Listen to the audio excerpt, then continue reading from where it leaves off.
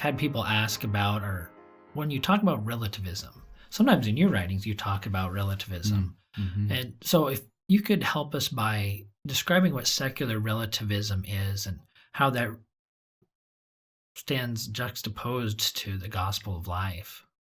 Absolutely. That's a great question, because I think we all kind of have an understanding of relativism somewhat, but the prevalence of relativism is everywhere. Of course, Pope Benedict coined the phrase the dictatorship of relativism. So it's not just simply a benign thing. It really seeks to overcome. Relativism is basically saying there is no truth, no objective truth. And you see this in expressions like, who's to say? To each his own. If it feels good, do it. And so that, to me, is the fundamental error of our age, is that there is no truth, that you can't know the truth.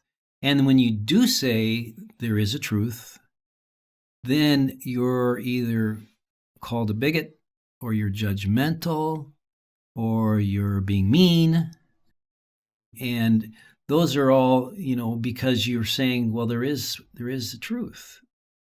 That's why we have to speak the truth with love, speak the truth with kindness. But we need to somehow come back to an understanding of the fact that there is objective truth, and we can know it, and we can embrace the truth. And we're not condemning anybody when we're doing that, but we're saying that there is a truth. There's always a desire to seek justice, but there's a need for us to also seek mercy. I think there's some tension between those two. If you could talk some about that, especially as it relates to relativism. Well, there's a great line from Shakespeare, mercy seasons justice, from The Merchant of Venice. So there's not a contradiction. You can be just, but also you can be merciful. And that's the way God is. God is truthful, all truth and goodness and justice, but he's also merciful. Pope Benedict, I believe it was, in his first encyclical, has this great line where he talks about truth and mercy. And he says, truth without mercy is simply a set of cold rules. But mercy without truth is a false sentimentalism and doesn't really mean anything. So you have to have truth with mercy, because otherwise you can use mercy to avoid the truth and not face something that's true or just. An example, let's say, of that would be, let's say a good friend or a sibling gets pregnant, and they feel like they have to get an abortion. They're not married, say they're 18 or something.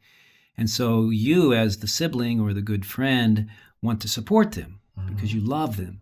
And so they say, I've got to get an abortion. And so you say, well, I'll support you. Whatever you do, whatever you choose to do, I'll support you.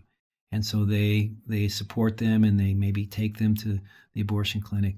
Well, they're thinking, I'm being loving, I'm being supportive, I'm really reaching out and being compassionate to my sister. When actually you're not. You're not telling them the truth, and you're not helping them. You're really, it's a false kind of compassion.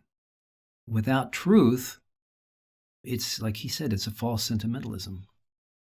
This interview was an excerpt from the February Pro-Life podcast, which is sponsored by Lincoln Right to Life and Nebraska Right to Life.